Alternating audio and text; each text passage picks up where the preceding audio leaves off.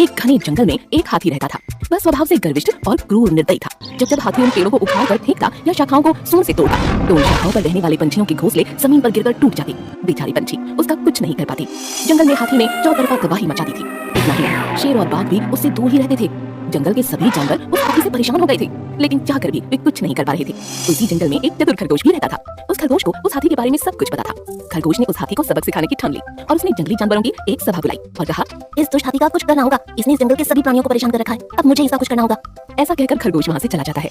एक दिन खरगोश उस हाथी के पास जाता है और उससे कहता है, प्राणियों का प्रतिनिधि बनकर आपके पास आया हूँ। हम सभी जानवर चाहते हैं कि आप हमारे महाराज बन जाओ।